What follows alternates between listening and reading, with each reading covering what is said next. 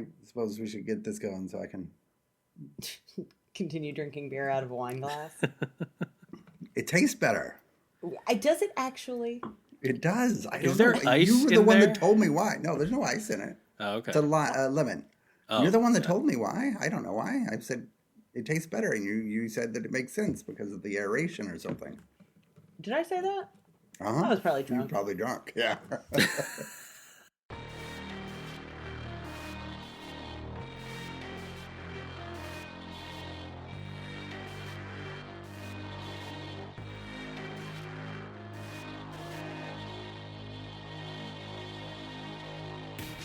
All right. Welcome to another episode of Pajiba, the Pajiba Television Podcast. I'm Pajiba comedy editor Dan Hamamura. With me, as always, are Pajiba managing editor Tori Preston. Hi, Dan. Hi, Dustin. Hi, Tori. I can see you. And please also welcome Tori's Bangs, played by Dustin Rolls. Hello, Tori. Why are Very you on my weird head? name. Weird name, Dustin. You know. You guys see the Red Sox cap? Yes. You can see that now. I'm We can wearing see a that. Red Sox cap, even though I hate the Red Sox. And because my wife asked me to, because I have lived in New England so long, she thought it's about time that I start wearing a Red Sox cap. But I hate the Red Sox.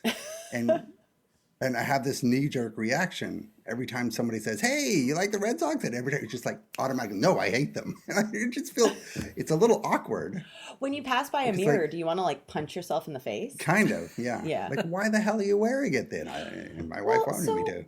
Here's the thing. I got you a baseball hat with little ear flaps and a pig on the front. I don't know why you're not wearing that one. You know, I actually had that one out this week. You did? To Yeah, burn not- it? Or No. We were trying it on around the house. Yeah, it's a great hat. Yeah.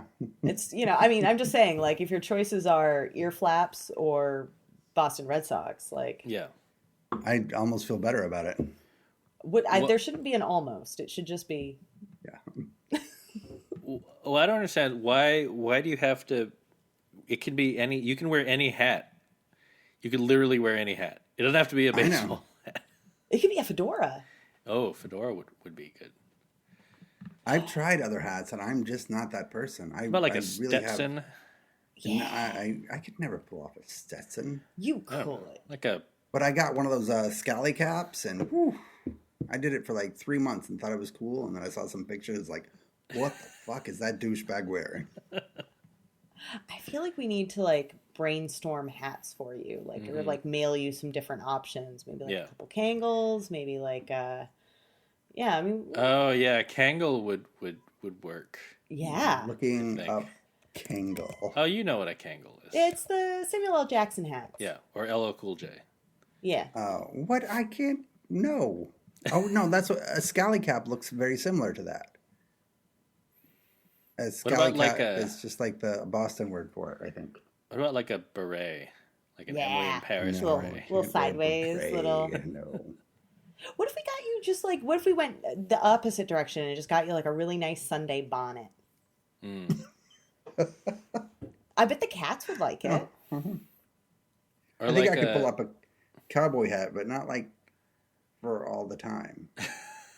And I'm an all the time hat guy. I could be one of those douchebag cowboy hat guys that cover up their baldness with their cowboy hats instead of a baseball cap like I do. Yeah. Or they have really nice rancher, you get a straw rancher hat. Or a big floppy brimmed sun hat. Yeah. Which is also good because skin cancer is, a real concern. Yeah. It is. You should, and I don't know if you're religious with your, SPF. No. No. That's what the hat's for. It's like a nice Kurosawa sun wore hat. like a floppy kind of fisherman-y hat, and I think you could pull that one off. I think you need a lot of confidence to pull that off. Didn't you Gilligan don't give have a a shit hat? at all. Oh, Gilligan did have a hat. Yes. Yes. That one's not going to work either. Why not? Maybe the skipper hat. Yeah. Oh, yeah. You should be wearing like a nautical hat of some kind. This is the right direction. All that time we really on the should be island. doing TV hats. Yeah. Mm-hmm. Just saying. That did make me. Anyway. I had a stray thought this week. That reminds me. I had a stray thought this week that I was like, what if we pivoted the podcast and instead of just talking about TV in general, all we talked about was food in TV, and just like the shows, like what they showed, what it looked like, does it look amazing? And I'm not talking about like Top Chef or like cooking. I'm talking about like scripted shows. Yeah. Where we just talk about the food in the show. And Josh Charles's chicken wings. Yeah, Josh Yes. Charles' chicken wings. I mean, that was a scene, and the chicken wings might have been, with like two great actors, the chicken wings might have been the star. I They mean, really were. Yeah. because it takes great actors to make the food the star. Yes. I wonder how many chicken wings he had to eat. Oh, It was probably a lot.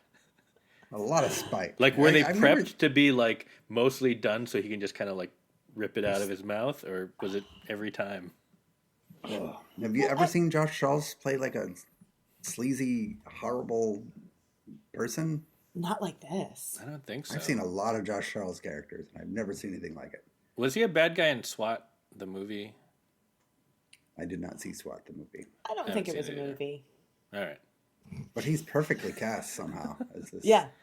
horrible, horrible human being who licks his fingers and then shakes somebody's hand. I get the feeling that maybe he's just so happy that it's like a Baltimore show. He's just sort of like, yeah, I don't care what it is as long as I can shoot it here. Like, I can go home. And so far, he's only had like 3 scenes. So Right. Yeah. in the first 2 episodes, he's worked like a couple days. Yeah. But you know, impact every time he's on screen. Damn right. Just wonderful. Well, Wait, have you guys ever been to like one of those bars where that you get the like? There was a dive bar near my college where they would do. I think it was on like Saturdays. They would have sort of like a all day happy hour where it was just free wings. You would just get baskets of free chicken wings 'cause if you just kept buying beer. But they also had like $1 like PBRs and stuff like that. And they had a whole rack of board games. So my friends and I would go at like 10 a.m. and stay until like 4 p.m.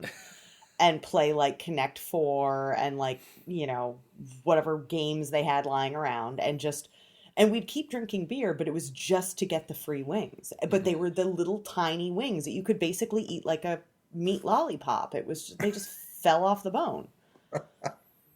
That sounds great. now a wing is was like great. $1.50 a wing. Well, they're probably like the fancy. It's like, you know, organic, you know, juicy. Yeah, the ones that actually taste good. Yeah, no, these wings were, I mean, like, they were called chicken wings. They very well could have been from pigeons. Like, they were not large. But that meant that they, you know, they hold more seasoning, which is what I liked. So I was like, yeah. I just want skin and, like, seasoning.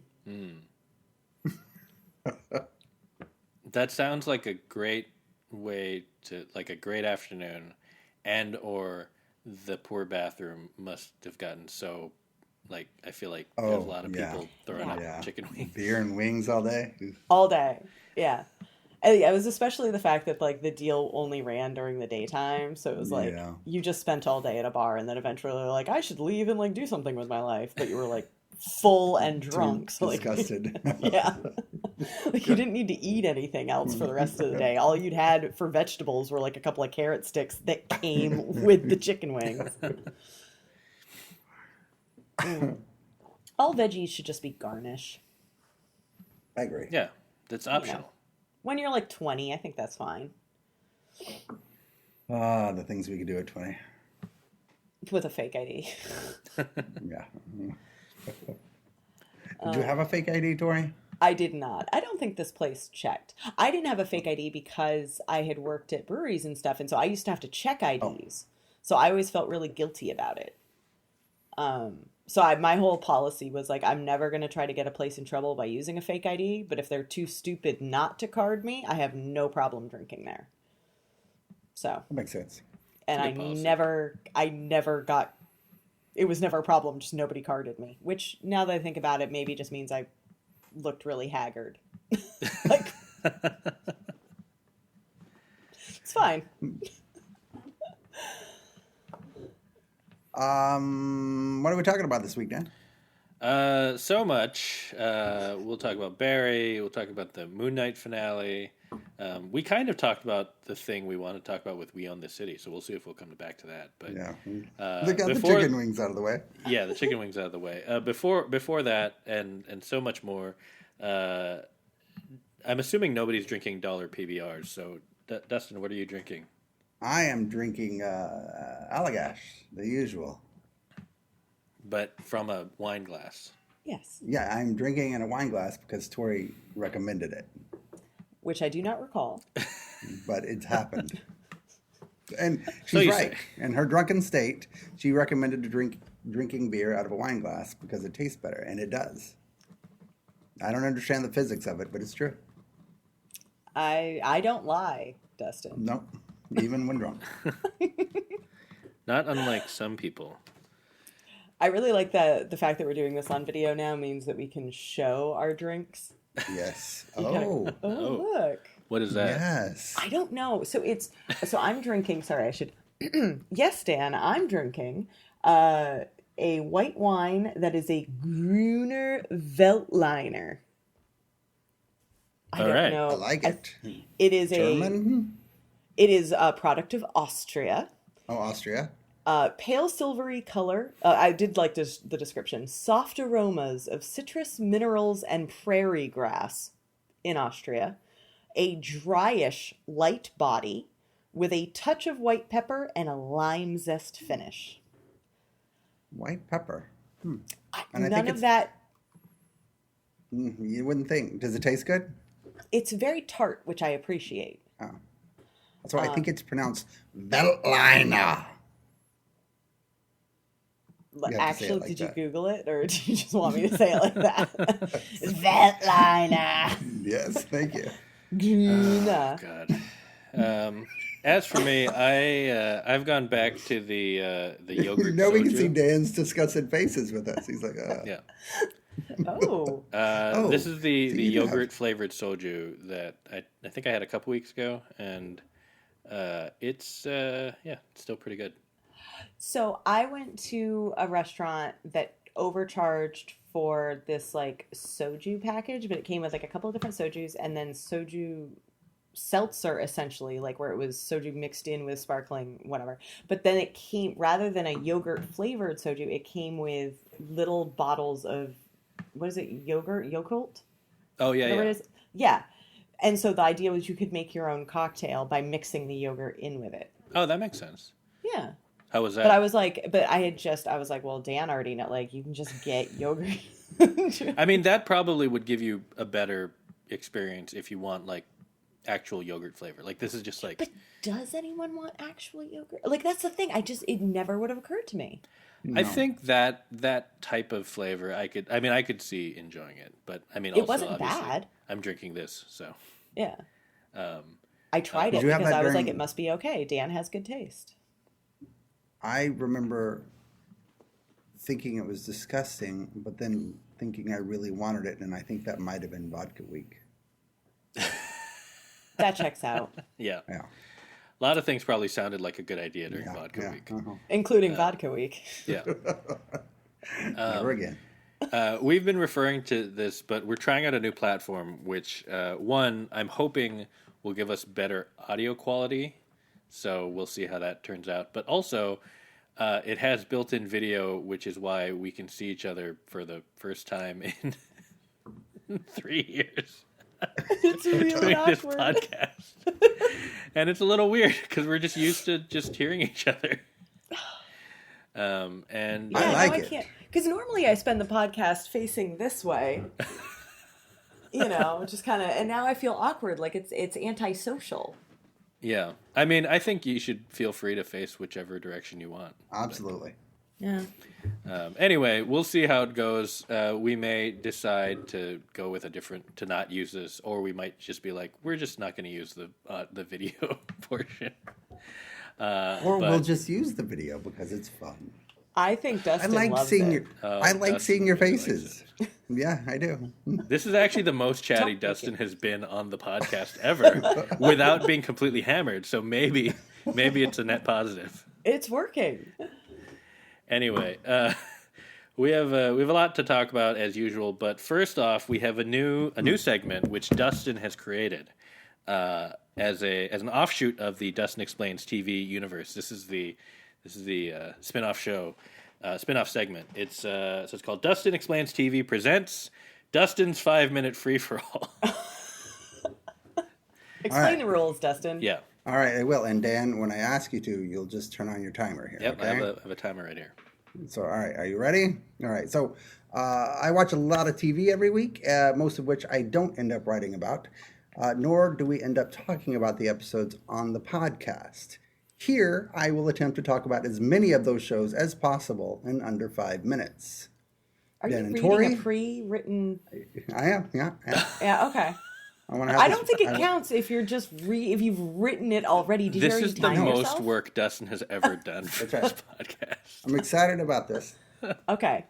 So I'll ask that the two of you hold all of your questions until the end Okay. so that I can get as many shows as I can in under 5 minutes.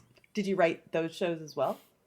You know, I gave myself some notes so that I remember which shows to talk about Okay. and general ideas. So, Dan, All right, I'm ready whenever you start. all right, you start the timer now. Under the Banner of Heaven, Andrew Garfield is sublime, and Gil Birmingham brings an extra dramatic punch and an occasional comic relief to this true crime dramatization surrounding the brutal murder of a wife and baby in a Mormon community in 1984. If you think you know anything about the history of Mormonism, you have no idea. Girls 5 Eva, arguably the best series Peacock has produced, is back and as funny as fast-paced as ever. You can't laugh. Winning Time, one of my favorite series of the year so far, ended in a satisfying manner, mostly because it could rely on real-life dramatic events of the 1980 NBA Finals to carry it through. Fear the Walking Dead. The flailing series lost another character, Keith Carradine's John Dory Sr., as it seems many of the good cast members are exiting the series ahead of a location change next season, and hopefully a showrunner change. I love that for you. Great cast, including Vanessa Bayer, Jennifer Lewis, and Molly Shannon, whose memoir I read last week, but I'm concerned about the premise. Bayer's character plays a childhood leukemia survivor who lies and says she's relapsed in order to hang on to a job as a home shopping network type show. It feels like it's written itself into a corner by episode 2, and the fear of being caught in the lie makes it too stressful to enjoy the comedy. Out of range. It remained bananas until the very end. There was the expected twist, but also the one that no one saw coming because we were so fixated on the expected twist. I hope it gets a second season because it's an absolute blast to watch. The Staircase. Impeccably acted, impeccably written. HBO's dramatization of one of the better true crime stories. I expect that this one is going to be talked about a lot in weeks to come. Shining Girls. Moss is terrific, but the series, a serial killer drama with some shifting time elements, is like the novel upon which it is based, which is to say it's fine at best, although Jamie Bell is a very creepy as the serial killer. The Girl from Plainville. The finale aired this week. Elle Fanning is marvelous, but the series has been a snore, particularly if you're already knowledgeable of the story. The whole shebang ended in a thud, and I don't think anyone was watching by the end. This Is Us. 5 seasons in, and I don't think they've ever had a focus episode on Miguel, and they finally did, only to kill him off. Absolutely devastating. The best episode in a couple of seasons. Atlanta. Mediocre episode, save for a Liam Neeson cameo where he plays himself and talks about being canceled for statements he made about wanting to kill a black person. Insane. I don't know what to make of his cameo or Chet Hanks' cameo last week where he played a character with a patois. They're in on the jokes, but also the butt of the jokes, but also allowed off easy for their jokes. New Amsterdam. Prima's character was roofied, ended up with a lot of blood clots, and had a stroke while they were being removed, and then she got engaged, and now she can't speak in complete sentences. Kind of a weird vibe I get for this storyline. Better Call Saul. I'm convinced that Kim is going to rat Saul out to the feds, which is why he decides to disappear to Omaha at the end of Breaking Bad. Survivor. There's no reason in the world not to eliminate Jonathan. They're fools for keeping him on for another week.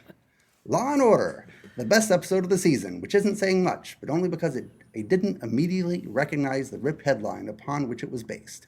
The Wilds. I liked the first season, about a group of women stranding on an island after a plane crash, a la Yellow Jackets and Lost, but they introduced boys to their Lord of the Flies premise this season, and it's overstuffed and too losty, and kind of a drag, except for the 3 episodes where Ben Folds plays himself. Candy, another great true crime series about a 1980s housewife played by Jessica Biel who brutally murdered another housewife played by Melody Linsky, and then went right back to being a housewife. Great cast, which also includes Pablo Schreiber and Jonah from Veep. Fascinating crime, and I am hooked. I hate the rollout, though it's a 5-night event on Hulu.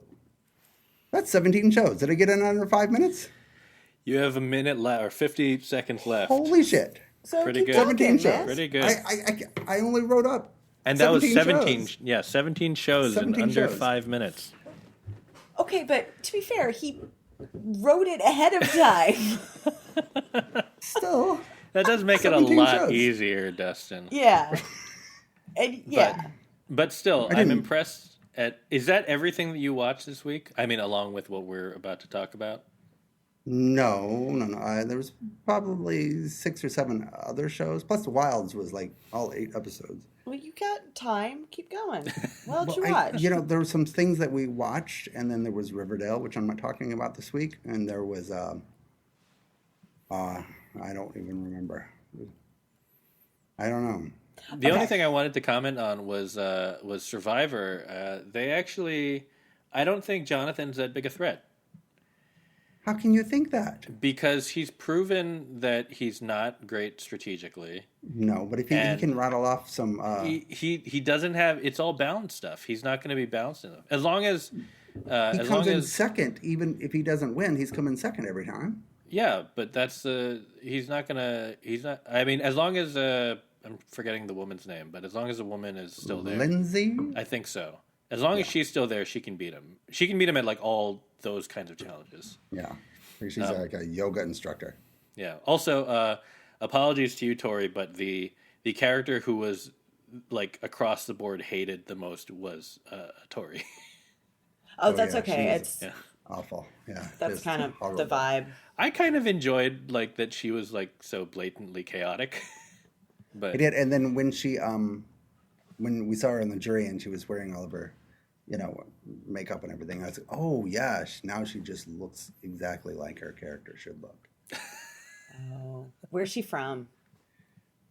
I don't remember, but she was a therapist, which was really bizarre. well, she was like she was a therapist, but or like a I don't think she was like licensed because she's pretty young too. Oh. And then also there was a weird thing at the episode that she was eliminated. She had to. There's a thing that they have called shot in the dark, where instead of voting, you can basically like draw for a chance to be safe for that vote, and you have a 1 in 6 shot at being safe. Okay. No one. They introduced it last season. It's never worked for anyone yet, but No. but she did it, and then like when it didn't work, she said like, well, I prayed on it, and something like I prayed on it, and like if it was in God's plan, I like it. Suddenly she became very religious. Like she'd never talked about religion at all in the entire season, and then like that one moment, you're like, oh, she's also very religious, I guess. It was also a weird episode because there were like 5 people in the tribal. Yeah. And then they had like 2 tribals, and in the first one, a black guy got eliminated, and then they came out and saw there was 2 black women on this particular tribe, and they saw that a black guy had got eliminated, and they were like, "Fuck that! We're not going to have another."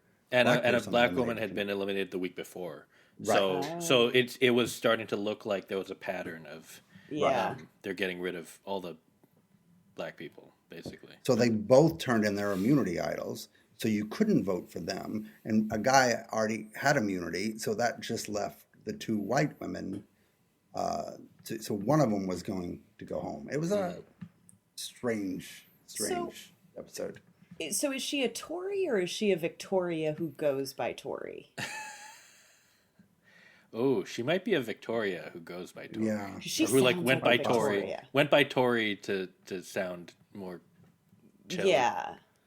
Because, like, Are nobody wants you to a be Victoria? a Vicky. No. I know. Okay. I asked my mom that one time because I didn't know. Somebody tried to call me Victoria in grade school, and I was like, I don't know if that's my name. And I went and asked my mom, and she's like, why would we name you after some fat old queen? So I'm just Tori.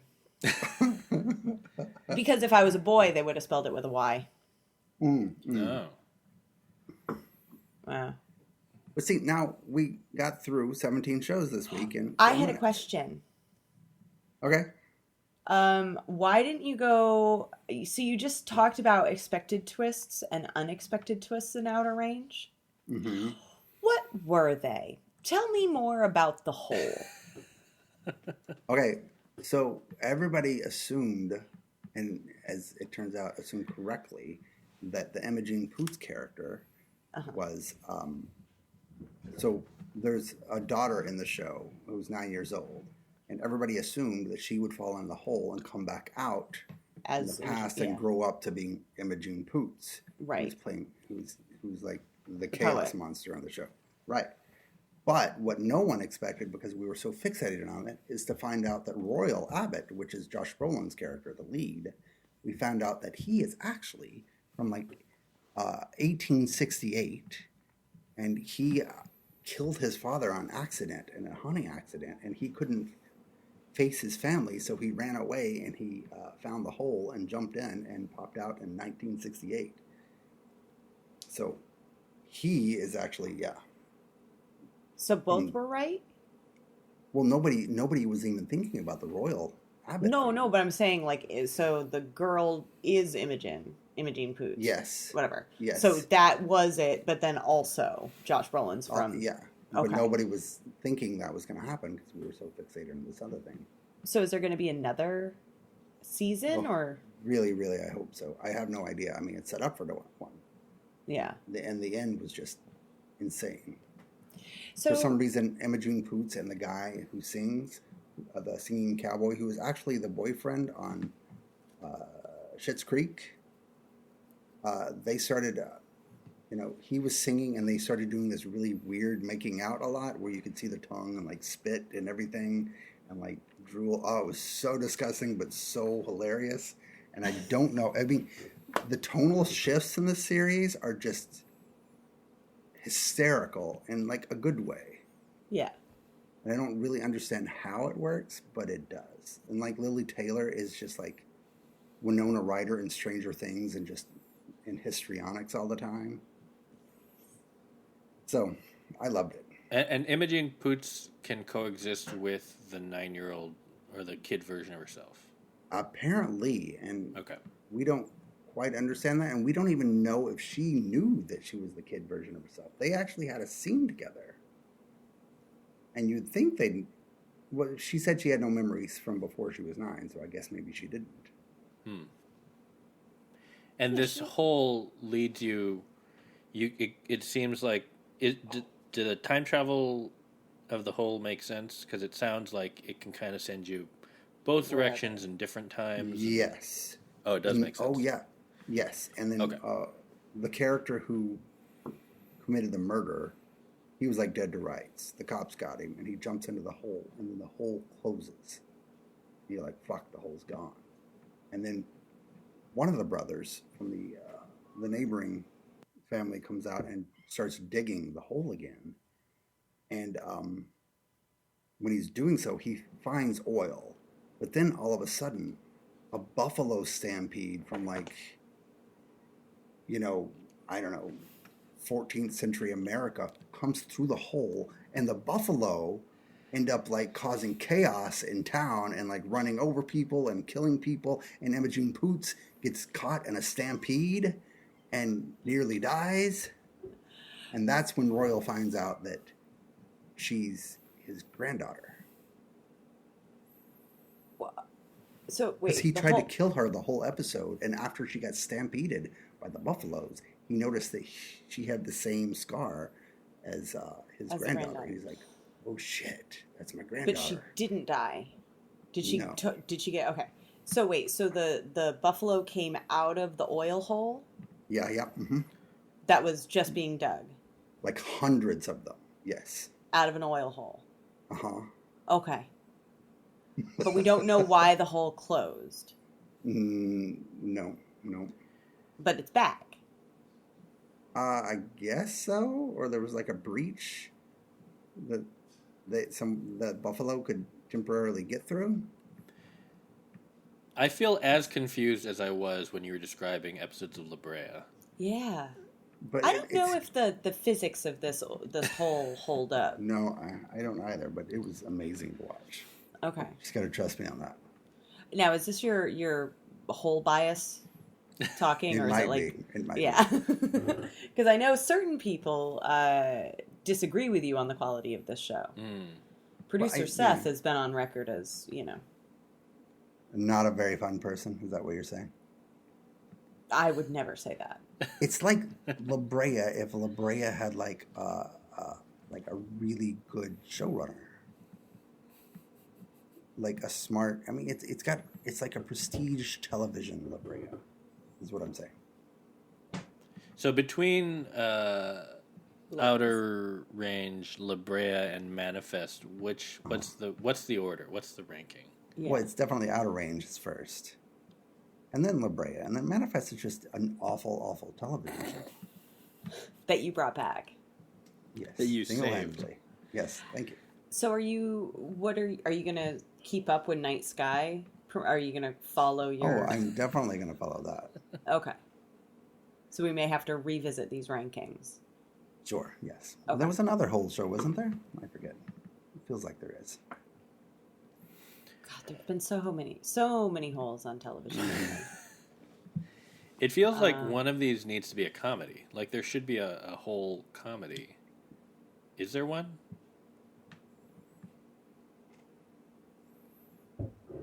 I don't know. I don't think so. All right. Is there a hole in Upload? No. No. No. Damn. Was there yeah, a we do time need travel? I mean, the only time travel comedy I can think of is Making History is the most recent one I can think of, which nobody saw, I think. No. It had Adam Talley. Does not ring a bell. I remember vaguely. It was somehow they were able to existed. time travel to like Revolutionary War America, and then Through a hole? No, I think someone made a time machine. I think it was more just straightforward time travel. Less fun. Yeah, there was no hole in that one, but and Yasser Lester was in it, and I'm trying to remember who else. I don't know. Anyway, it was amusing. And that's your 5-minute free-for-all. How long did the 5-minute free-for-all go? It went for a while. I don't know. I mean, your segment went for under 5 minutes, but Shocking. the rest of it. I think you should have gone more in depth. You had time there. You had 50 I had another seconds minute. left. Yeah. Yeah. We gotta fine tune this. We gotta work on Yeah. this. All right. Well, I gotta Otherwise, we're going back to other- 30 seconds. All right. well, it was impressive and terrifying to think about how much TV you watched in the past week, Dustin. One show you didn't mention, though, which I'm a little annoyed at on behalf of Tori, is Kung Fu. Well, she was going to cover. I didn't want to step on. Yeah, but you seem like you should probably. I mean, you claim that you watched the show. Again, I've never seen it, so Right. I don't know. I watched Top Chef, too, and I didn't mention that. Yeah. Yeah, Top Chef has been. It's fine. I'm not thrilled by this season, but anyway. Anyway, that's not what we're here to talk about. We're here to talk about. Oh, no. Kung Fu has been great. And actually, I really wanted to start off this Kung Fu corner by pointing out that Dustin was super wrong about Sebastian. Oh. We found out his secret. The murderer? Yeah. No, okay, so, no, you were like, he's a villain, he's working with Russell Tan, and it's like, he's not. He's just a He's just a manslaughterer. murderer. He's a That's manslaughterer. It was an accident. And it was like... He's an ex-con. Yeah. And Ryan's into it, and I would be too. The whole time he was telling the story, I'm like, you're still really hot. I think the most unbelievable part of it was Ryan being like uncomfortable with how well he fought, where I'm like, have you watched your sister? I know. Everyone around you was a really good fighter. So yeah, we found out Sebastian's secret. He had been in prison because he got in a fight with a guy at a bar that he was working at, and the guy was fine, but then had a brain hemorrhage and died. And so, because he hit him so hard, because he did not know his own strength. It's just because he did not register those hands as lethal the weapon. Authorities. It's just a little light manslaughter. Like, come on. So anyway, they're doing fine, and it's still very, very hot. And speaking of hot, this episode featured another scene of Nikki and Henry in bed together, where Nikki's like weirdly fully dressed and Henry is like basically naked, and I'm just really into the whole like reversal there. I think it's subversive, and just it's really smart is what I'm saying. Let's see what happened. Sandry. No. So this episode was Jalan showed up and told Mia that she's gonna because she's a hybrid, she's gonna go crazy, and like tries to convince her that she needs to kill Russell, which is not inaccurate. I kind of believe it. And then Nikki kind of hasn't come clean about knowing the whole deal with hybrids being super powerful and maybe going evil. And she, by the end of the episode, she still has not told Mia, and Mia now knows. So that's going to be, a little bit of conflict there, a little awkward. Most of the episode is Nikki and Henry chasing down this guy who comes into the country who wrote a book, but then you find out he didn't write the book, but it's a manuscript with all these like business secrets, but you don't know why Russell wants it, and that's what Russell has been working blackmailing the DA who had gotten Thaddeus fired, but then that guy. So, I think Evan is his name, from what I understand. I don't know, Darren. I feel like Derek is really getting the shaft this season. No, it's great because he does this whole little secret squirrel thing where he's like spying he catches the DA getting into Russell's car, but he's supposed to be like hiding, but he's in like the biggest SUV in the parking garage, and it's just this great shot of him like not hiding because he's in a giant fucking car. Anyway, so he's probably going to get his job back because he got his boss in trouble, but the boss was like kind of sympathetic, so it was sad, and he felt bad about it. He's going to kill my family if I didn't do anything. Right. And then he still like gets her in trouble, so but it's okay. So she's out. The author guy is on the run, but gives all of his research over to Nikki, but Russell also got the copy of it, and basically what was in the research was about the gong that would be needed for the bell, which I think some other rich person maybe has. So there's some stuff going on there. And then other than that, Althea's wearing sweatpants until they convince her to throw a party for her family. Oh, yeah. Right. And then she puts on real pants. But the point is that Dustin was 100% incorrect about Sebastian. Right. If there's one takeaway, it's that Dustin was wrong. It's important to know that Dustin was wrong. Right. About Kung Fu. And he's an actual murderer. And no, manslaughter. Murder requires intent, Dustin. Yeah. Oh. Little light manslaughter. Could happen to any of us. An ex-con. It could happen to any of us. But you said evil. I don't know if you know this. You were talking about evil. Okay. An ex-con who apparently learned how to cook in prison? Is that what happened? He probably went from being like otherwise. Well, he went from being like a bouncer, to a cook. People have skills, Dustin. I would also imagine that in prison. I mean, not necessarily. Working in kitchens is one of those jobs that you can kind of get into, even if you're unemployable in other sectors. So yeah, and he just wanted to travel around. Why did he choose this particular place to find a job? he did. I He feel like happened to get that's. the job, and then he, thought they were really nice because they were. I So he's don't. I sticking feel like around. it's not random, and I do feel like he's still asking Ryan an awful lot of questions about Nikki.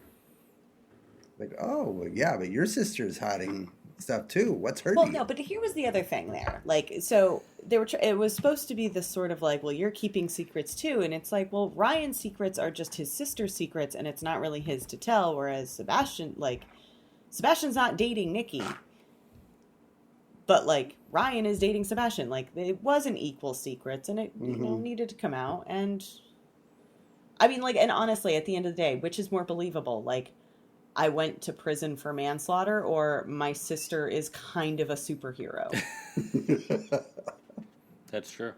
So, Fair but point. really, the lesson is Nikki should be careful because she might accidentally give someone a brain hemorrhage and then be a manslaughterer.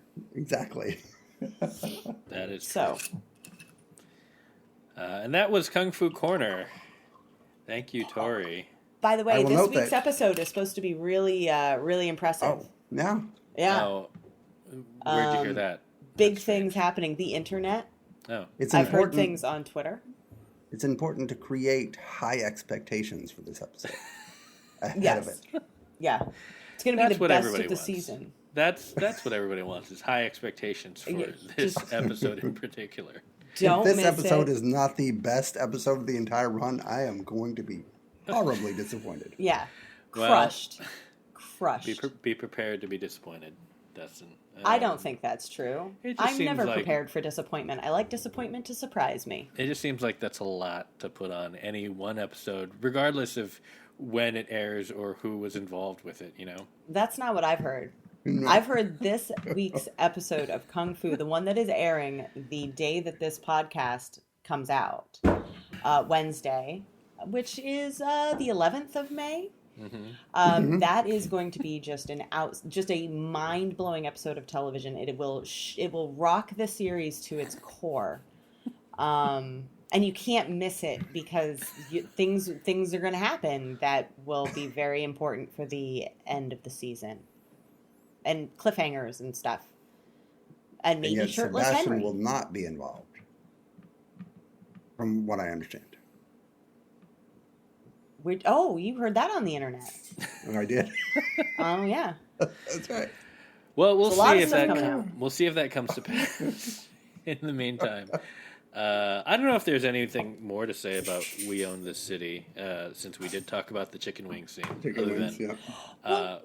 No, there was one thing I wanted to say, we've all kind of agreed that we're avoiding reading up on the actual case that, like, the gun trace task force, the corruption case that this show is cataloging. Right. But one thing, so I've only seen 2 episodes. I know the third episode comes out this week. But it really, in the idea of it being kind of like The Wire 2.0, I think one thing that's kind of, I find really interesting about it was that, like, The Wire was so fictionalized, was fictionalized in a way to try and illustrate real things, but through... It's funny watching Dustin actually go to walk to take the dog out.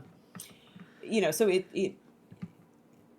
and obviously it ran for longer, but they were trying to illustrate corrupt systems through fiction, and this is, I think, where I'm kind of interested in this series is that as similar as it is to The Wire, it is so different because they actually have all the details. They're actually just like trying to take like real characters, real storylines, things that are beyond just the task force, but doing the same thing, like creating a tapestry out of all of this factual stuff and dramatizing it to still do that same thing, to still try and illustrate like a very corrupt system from a lot of different angles. So it's sort of taking its 2 very different approaches to try and achieve the same end. Right. And I'm just curious. I'm excited about it. It's just very interesting to watch, and I like the way that it's being set up. Do you buy I forget his name, the really bad drug dealer in The Wire as the, like... Yes, Marlowe. as the Marlo, detective. and now he's like the good detective.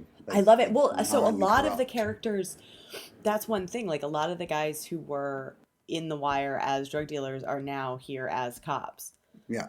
Like, because there are a lot of smaller actors in the show that are like all were in The Wire. And I do, I think the one thing, if there's one thing I have to say, like, because it's so heavily about the case and it's not so much about the characters. So there are a few scenes that like sometimes feel a little preachy.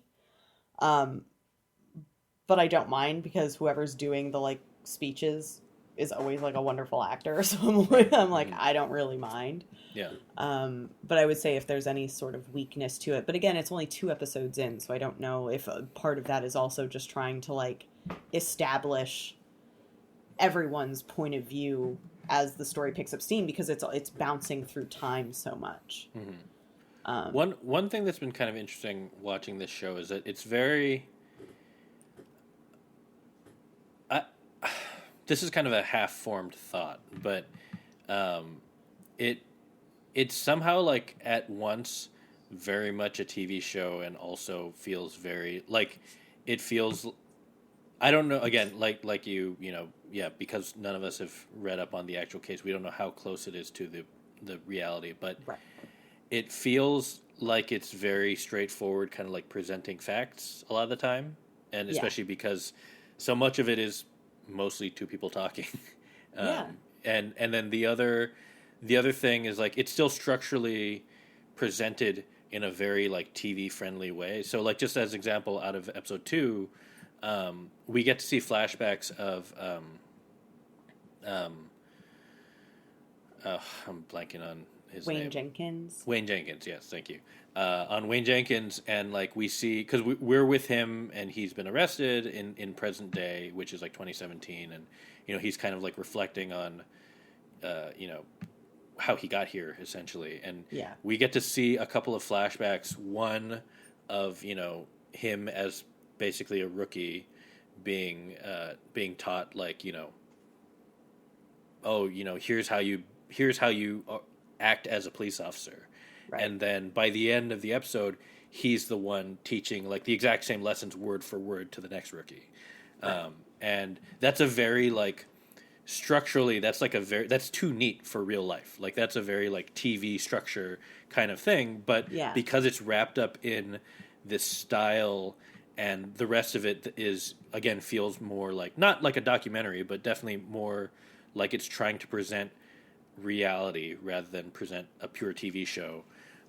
It feels like somehow it does both, which is really in kind of an elegant way that I wasn't necessarily expecting. Yeah. Well, because it's also, that challenge of how do you illustrate concisely these sort of immovable issues in a system, and I think the show is doing a really good job because it's like you think it's just going to be about this one corruption thing, but like I don't know yet, at least I don't know how the homicide detective is going to tie into that. I don't know how Josh Charles and his chicken wings is going to tie into that. Like we have the civil rights lawyer, where her department is going to fit in. There are so many threads being pulled together, and I'm like, I actually don't know if they all tie together or if actually it's like just a large tapestry of all of the problems that have been there and continue to persist because the system is structured for them. And that's what you're, with Wayne, it's like you kind of see, because I thought what was really interesting in the first episode, it kind of opens with John Bernthal giving this speech, and you if you don't know anything about the character, you start to think, oh, he's the protagonist. Mm-hmm. Right. He's a cop, so I don't like him, but he's actually advocating against needless brutality. Right. Like stand up for yourself, but only fight the fights that are necessary. Like if you're just going around beating people, no one's going to trust you. Like he's actually speaking to cops in a way that you think is helpful. Mm-hmm. And so seeing how kind of duplicitous he becomes, and also like by later on you see that he's at the heart of this racketeering thing, and then you go back to the beginning and it's like, this whole system that's teaching you what you learn in police academy is not how you behave in Baltimore, and this is how you behave in Baltimore, and this is acceptable, and it's just and that was, I think those flashback scenes are in like 2003. Yeah, I think they go back so. as far as... So it's like over a decade before kind of the present of the show. Mm-hmm. So you see him kind of learning that it's okay to be horrible, and then somewhere along the line he's going to learn how to pretend to be better than he is. And meanwhile you have like Josh Charles, who's just straight up horrible. Like, just has not learned to be, right, to hide it at all, and still gets away with it. And then the flip side, you have this homicide detective who's trying really hard to do the right thing in a city that, this is also post Freddie Gray, and so you have a city who does not trust cops and is not going to come forward, and he needs witnesses to a murder. So, if all of your cops are horrible, no one's going to talk to you, even if you're trying to do the right thing. And the way that one cop would have talked about how that fucks with the system, because if they don't trust the cops, then they're not going to convict anybody, no matter what. It's not just they don't have the witnesses; they don't trust the cops on the stand. They're going to go against the cops. The jury's always going to go against the cops, so you're never going to be able to get a conviction. So you're never going to be able to get bad people off the streets. And then the flip side being that, you also see through some of these flashbacks and stuff, the police commissioners, whatever, just deciding like, okay, well, it is a numbers game. We don't need convictions. We need people off the streets. How do you prevent crime? Just arrest them for whatever. They go into a holding tank, or they go inside to avoid going to a holding tank. We don't press charges. We eventually let them go, but we do this often enough, and it drives the crime down just because literally no one is outside. Right. Like, you're seeing all of these different tactics, and it's all just whack-a-mole.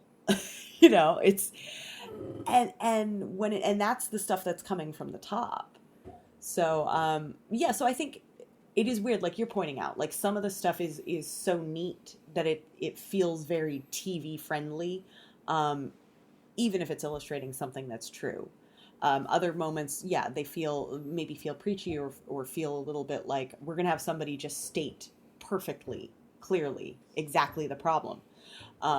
And it can feel a little preachy, but on the other hand, it's because it's all rooted in like, it's powerful just because it's a show that's actually trying to catalog all of the issues very clearly. And so, but I don't know, you don't get the kind of, like, I like the characters, but I don't feel like I'm as rooted in any of them as I was in The Wire, but maybe because they're not fictional. Mm-hmm. I don't know. I'm into it, though. I very much like it. It sounds like Baltimore as a city is just well and truly fucked. But also, are those... Is it just a bad example of stuff that's happening everywhere? Maybe. You know? I don't know. I mean, I don't... I do... Yeah, I can't speak to most other cities, but it seems like this is just Baltimore's version of it. Yeah. Whereas, there's plenty of issues to go around in most major cities. Yeah. But has it gotten as bad in like LA, where the cops are just like, fuck it, we're not going to bother because it's too much trouble? I think it's... I mean, I don't know about, whether or not they... how they respond to certain things outside of, what you see in the news.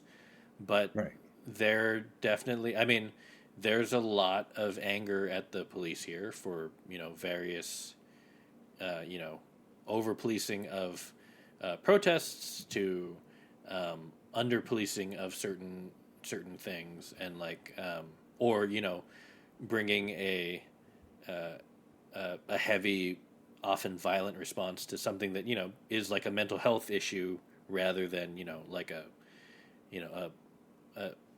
like a straight up life and death scenario. Yeah. So I don't those don't seem unique to Los Angeles, at least from what I can tell, but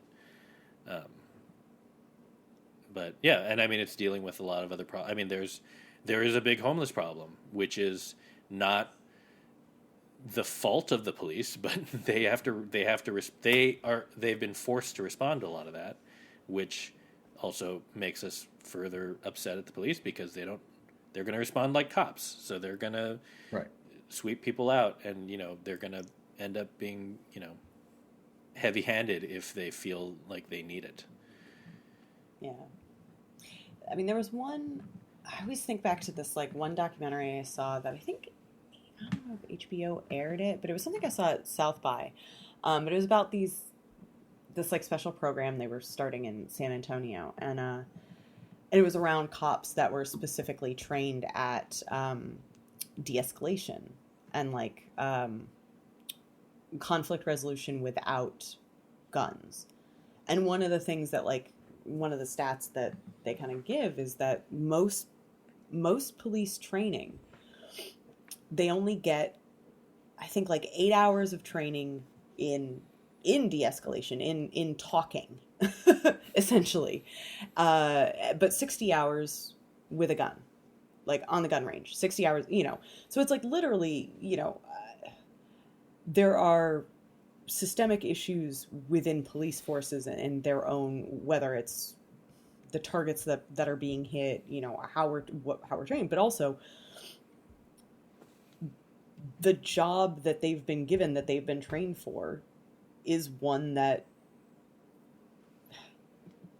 if all you're given is a hammer, every problem looks like a nail. And it's like, yeah, we're only teaching them how to use guns. Everything is going to look like a case for violence. And so, so the problem is much larger. We have to reposition what the job we think cops should have, what the job of a cop is. And that's not something that's going to happen overnight, certainly. But I think that, I mean, it's also a much, as the show illustrates, like it's a much bigger problem than I think even necessarily all of us are aware of. Like the jury thing, I hadn't even thought of. No. Me neither. Like, you're not going to convict anyone. Like, nobody trusts you. Nobody's going to believe you on the stand. Like, it's true. But also at this point, given the reputation of police, who's even going to want to be a police officer except for the people who sort of... The worst ones. Right. Yeah. Oh, yeah. So, well, Dustin's got a cat on his shoulder. He does. It's a We Own This City. It's a cheery HBO show. Also, reminds me once again, White Snack's problem areas would have been nice to get another season. Would have been great.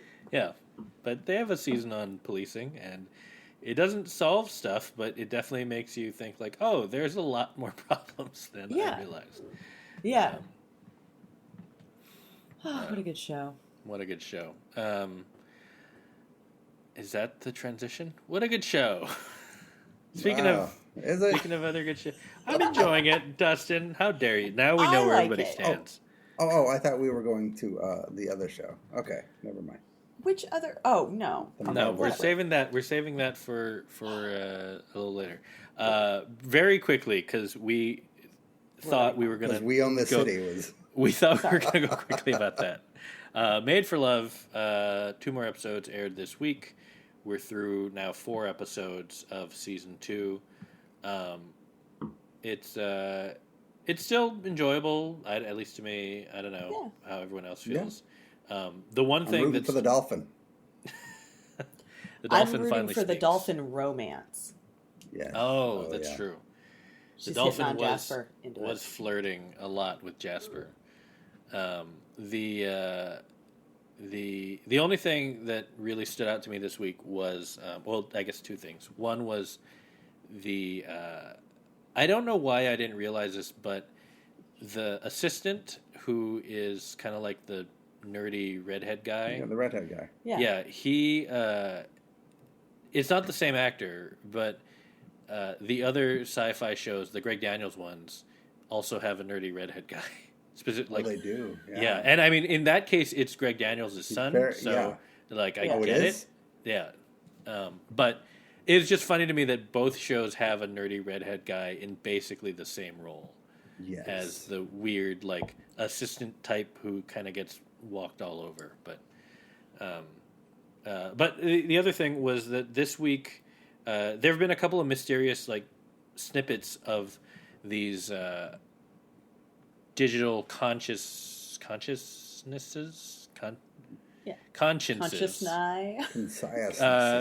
Digital brains that have been uploaded to the computer for both of the leads, and now they're finally starting to have like their own agency. Like it was kind of mysterious before what they were doing, but now it's clear, one, that they are their own people, like, and two, they now want to escape. So now it's a little. I'm loving that. It's a little Upload, a little Westworld, kind of all mixed together. Dustin has a cat on his shoulder again. Oh my god, it's so distracting.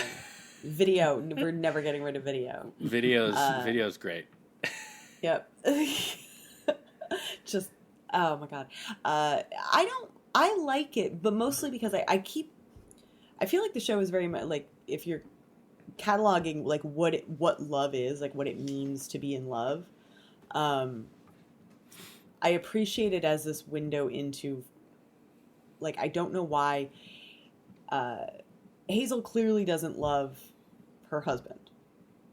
Although then she kind of made out with him this week, so like maybe there's some attraction, I don't really know. But their personalities that were downloaded and are like in this little like VR world, like they think that they're in love and they want to get out. And so is it like,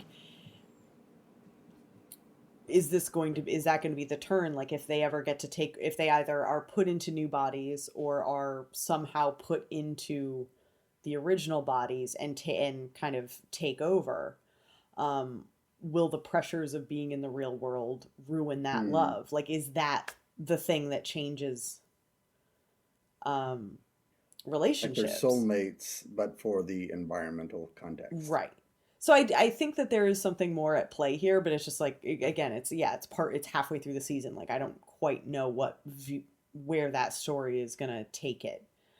Because I think like the other thing is you now have, they've set up the dynamic where Herbert, like the dad, now realizes he's in the hub, but Hazel doesn't know that he knows. Mm-hmm. Meanwhile, he hasn't been able, he knows that she knows he has cancer, but he still hasn't told her. Like they're both kind of like lying to each other, but he's willing to continue this lie because he, like, in order to keep quiet, he's got the assistant letting him do whatever he wants in the hub. So now he's living this great life. He's able to experience all the things in his life that he's taking his, inflatable doll on gondola rides and, race cars. Mm-hmm. Yeah, like he's having this blast all because, he's in this essentially, closed off virtual world. And he doesn't want to leave because,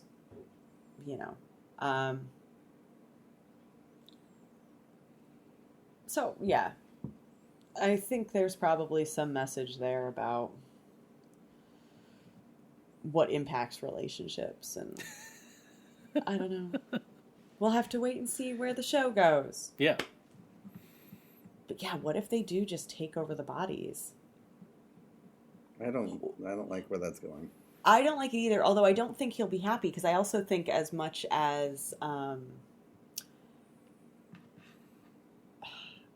so the husband does seem like especially this week, he now actually has seen Hazel for who she is, and actually seems to be falling in love with her for the real her, not for like the image that he always had. So he genuinely does seem to be growing as a person. So I'm actually curious if, like, meanwhile, the VR one, like the downloaded version, is very uncomfortable with Hazel's desire to go into the into the real world. Like, he doesn't want to leave. So I'm actually like, what if he falls out of love while the real one? Well, while the real one is, or whatever his name. What is his name? Byron. Byron. I keep wanting to call him Barry because I've been watching too much Barry, and I'm like, he's not Barry. Byron. While he, whatever. I still enjoy the show. Me too. No, I like it too. That is interesting, Tori, because now that makes me think. I wonder if they're going to end up in a scenario where like the Hazels swap somehow. So yeah, in love, Hazel ends up in the real world with Byron, who's no longer in love with the like swooning the over perfect version. Yeah. And then real Hazel's stuck with worse Byron. Fake, like yeah. And that's where we're headed, isn't it? And real Byron is going to be desperate to get the Hazel that he actually, because it's like VR Hazel is the version of her he always thought he wanted. Right. But he's going to want the real version again. Right. And she's going to be pissed off because she found out that he downloaded her. Right. Anyway, there's hijinks aplenty for another season. Yeah. And for the next 4 episodes. Also, yes. Dustin, the other thing that's distracting me about video is that there are times where you are so still, I feel like, oh no, Dustin's frozen. but you haven't. You're just sitting still. I'm listening. It's unsettling and unbecoming. Get the cat back. Yeah, bring the cat back. The cat's here. You just can't see her. There's another show that Dustin, I feel like, wants to has some feelings about to share. Oh yeah. And that's Moon Knight. I mean, my feelings are I don't know what happened there in the end. It just didn't make any sense to me. Well, but to be fair, you didn't I did not watch. You watched the first 2 episodes and then the finale. Right. It was just the way they went into different personalities and then different realities or dreams or Yes. So there was like a mental palace that was an insane asylum, and also there was an afterlife. Okay. It's not that hard. Yeah, and then there were a few sure. personalities and like a new personality. It was fine. And then, meanwhile, there was like a big god fight. And then a third personality. Yes, the new one. Yeah. Jake Lockley, the driver. But yes. And then Ethan Hawke had a different. The Ethan Hawke's other character was in a mental palace, a dream. Yeah, essentially. So it was I forget what they call it, but basically,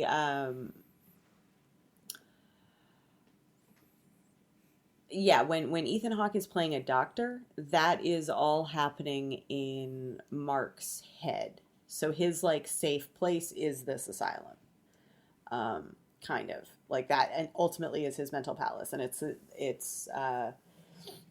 where he goes to kind of process what's going on and confront his own memories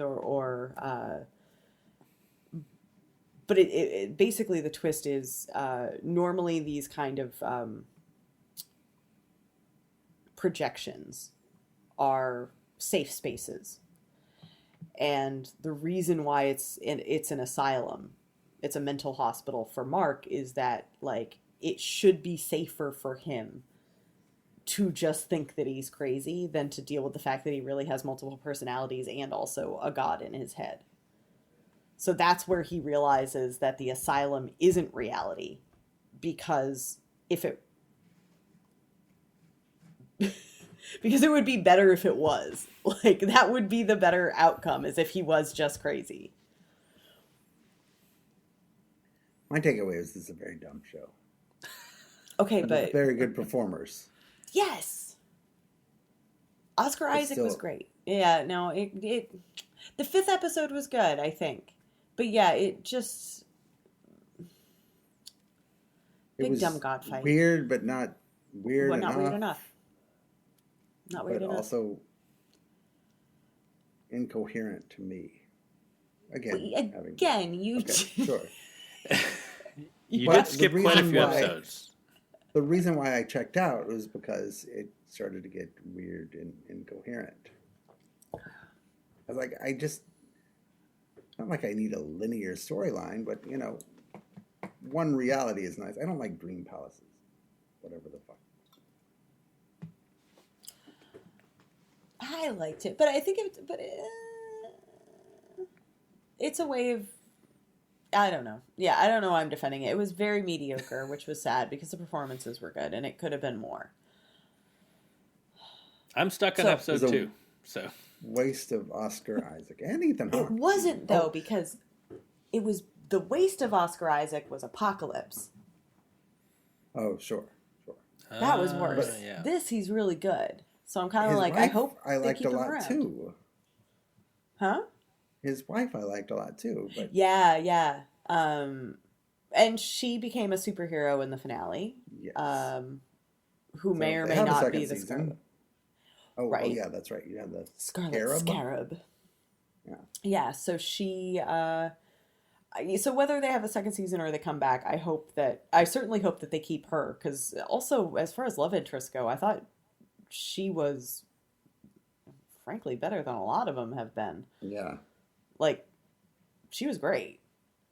Yeah, the performances were good. I like the characters. I thought the plot was a letdown. Mhm. So, Moon Spent Knight. a lot of money on that show too. Did they? I feel like it. It looked expensive. Did it? Expensive garbage. Oh my god. And that's Moon Knight.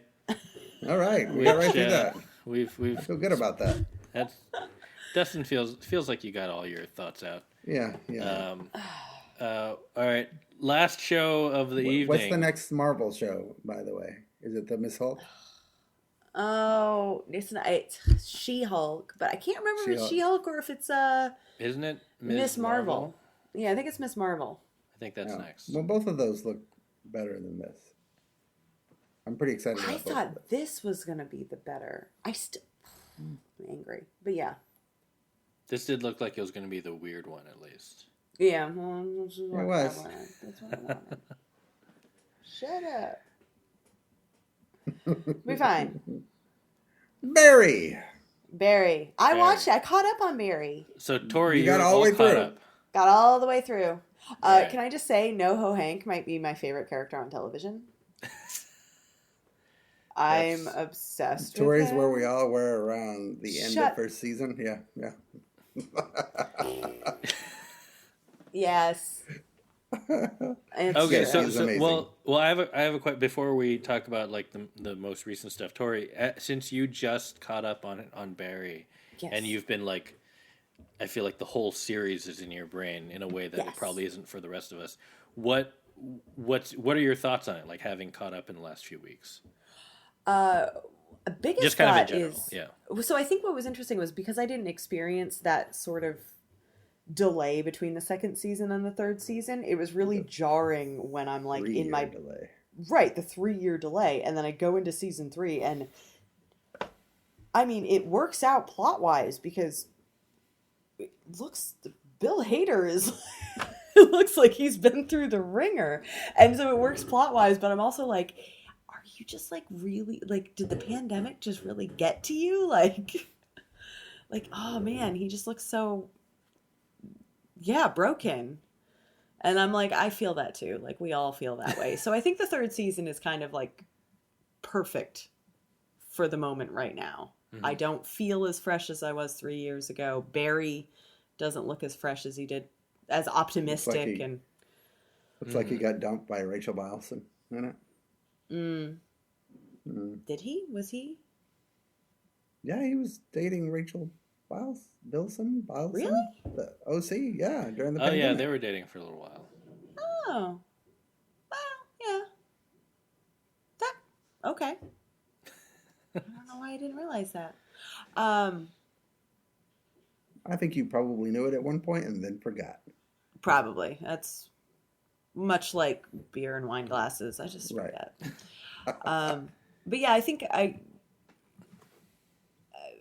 very much enjoy it. I like the tension of it. I'm very curious but I never can tell where the show's going. Mm-hmm. You know, like sometimes you just get used to like being able to, you can see the first couple episodes, you can kind of like imagine the arc. Like, okay, I know there's this many episodes. This is probably the direction it's going. With Barry, I can't. Like, so end of the first season, he kills the girlfriend, the detective. End of second season, her body is found, and Kuzuno learns that Barry did it. Mm-hmm. So is this season, is he gonna, like, what is the next escalation for him to hide his secret? Well, secret aside, I'm not, the show's still great, but I don't really love how Barry's relationship, how he's got all like, I love you, Mr. Kusuno, and like he's become like a stalkery, obsessy. Yeah. It seems like it's gone a notch too far with that.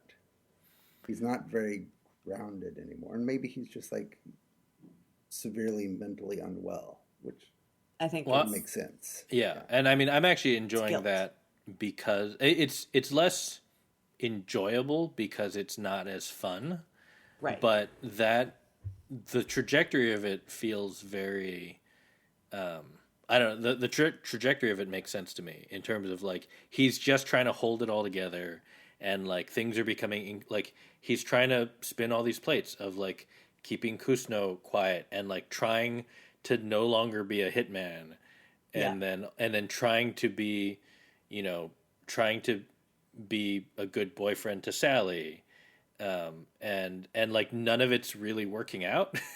So like Bill Hader's become so good at, I mean, he was always good at it on SNL, but like he's become so good at being kind of like dramatically unhinged that you can kind of like there was a moment in this past episode where I think it's him talking to Kusno, and like he's trying to be upbeat, and then Kusno asks him a question about it was talking about, I don't remember the exact dialogue, but I think it was when Kusno was asking him questions about like about his original monologue, and like, oh, that was real, and like you can see it turn in Bill Hader's face, where it's just like, oh, he goes from being like, I'm holding this all together, to like, oh, this is the real me who's a little unhinged and like, you need to be afraid of.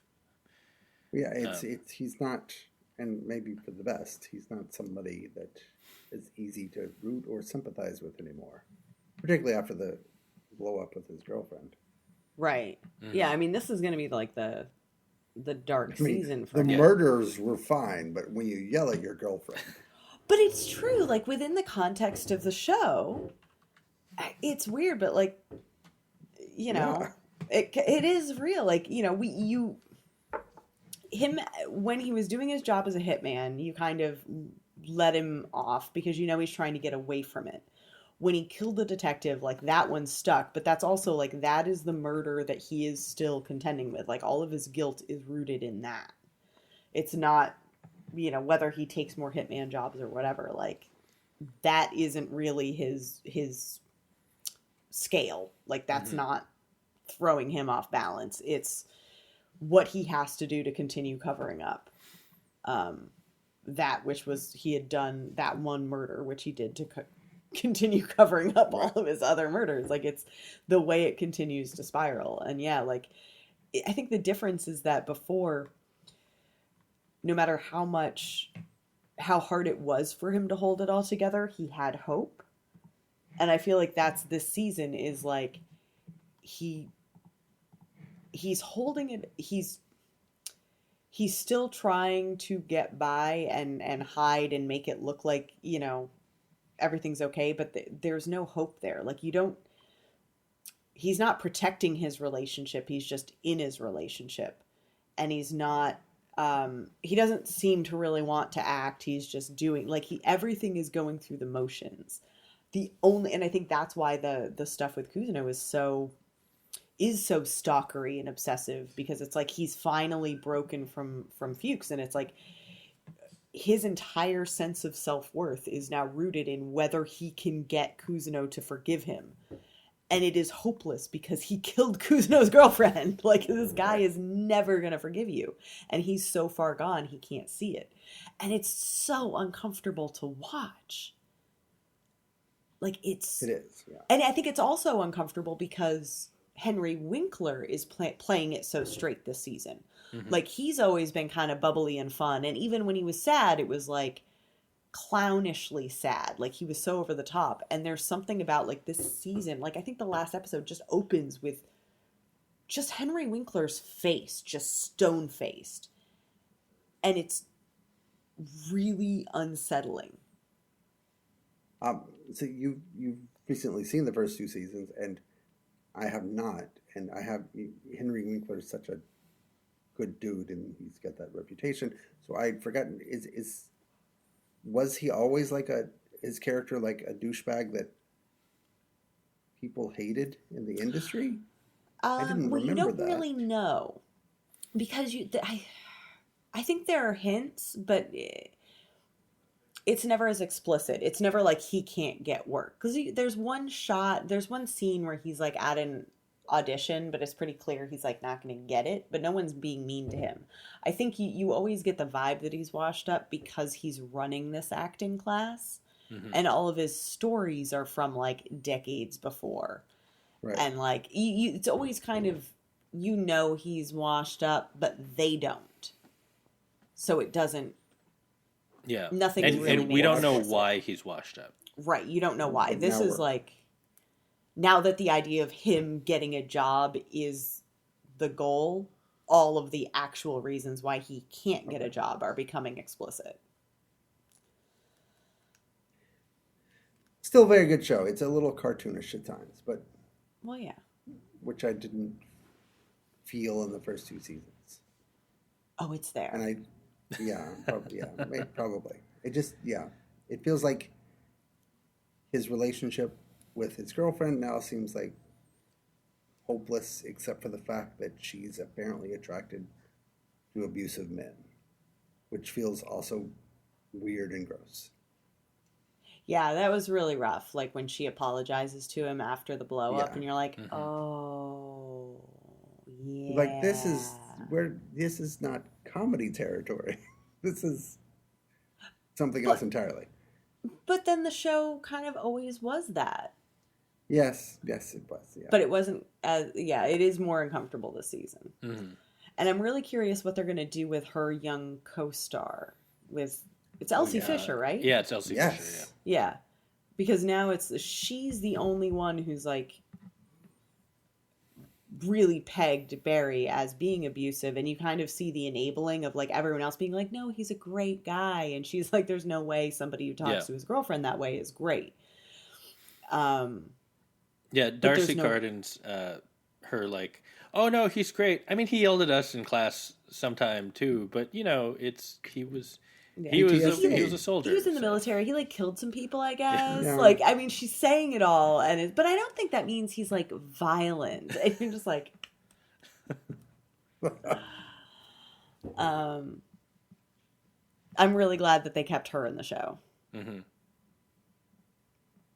I just think with this season, I don't think there's going to be like 6 or 7 seasons in this. This is like a 4, maybe 5 seasons. I mean, they're going to write themselves into a corner they can't get out of without killing Barry. And I think we're going to want to see him die at some point. I mean, we're getting there. Well, I mean, I think this season is he going to kill Kuzuno? Oh, God. Why would you say such a thing? Oh, my God. He should have. That never even occurred to me, but oh, my God. But I think it's pushing Barry past like all the things. Because I think that's it. It's like to resolve that relationship. There isn't, right? Like he wants forgiveness. He will never get forgiveness. Mm-hmm. And at the end of the day, it's like, can he ever trust Kuzuno to not go to the cops? I do think that, like, you know, part of I think that's Barry as a comedy is so interesting because I think a lot of it is structured as a tragedy. Like, you have this character who, you know, fate, his circumstances are always conspiring against him, but at the, you know, in the crucial moments, he is the one who makes the wrong call. And that is, like, when he killed her, like, it seems like there was no other recourse, but also, like, at any point, he could have turned himself in. Like, he's the one who keeps deciding, like, no, I'm going to double down. No, I'm going to get away with this. No, I can find this other life. And it's always going to be just out of reach. Because the whole thing is that, like, even if he's able to eliminate every barrier in his path, he's still got his guilt. Like, he will not outrun that. Right. And so it's like, he's going to hit the point where it's like, okay, are you going to add Kuzuno to your guilt? Or are you just going to end up arrested? Right. And I don't know.